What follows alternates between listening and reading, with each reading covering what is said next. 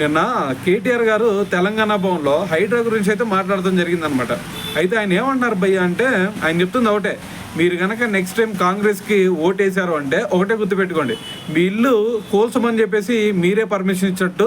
So దాంతోపాటు మరి ప్రస్తుతం చూసుకుంటే చాలామంది కూడా హైడ్రా వాళ్ళు ఇల్లు కోల్పోయారు కదా, మరి మీలో ఎవరికైనా సరే ఇబ్బందులు ఉంటే తెలంగాణ భవన్కి వచ్చేయండి.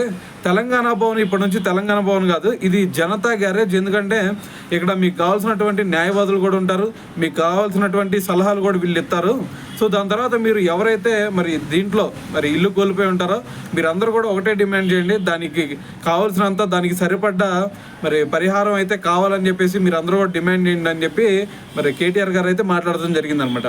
సో ఇంకో విషయం ఆయన చెప్తుంది ఏంటంటే, అంతకుముందు కోర్టు ఒక ఆర్డర్ పాస్ చేసింది కదా, ఏమని, హైడ్రా ఆదివారాల్లో అసలు కూల్చివేతలు చేయొద్దు అని చెప్పేసి కోర్టు ఆదేశాలు జారీ చేస్తే, మరి ఇప్పుడు రేవంత్ రెడ్డి గారు ఏంది ఆదివారం కూడా మరి హైడ్రాను పంపించి మరి కూల్చివేతలు చేయబడతా ఉన్నారని చెప్పి దీని గురించి అయితే ఆయన క్వశ్చన్ చేయడం జరిగిందనమాట.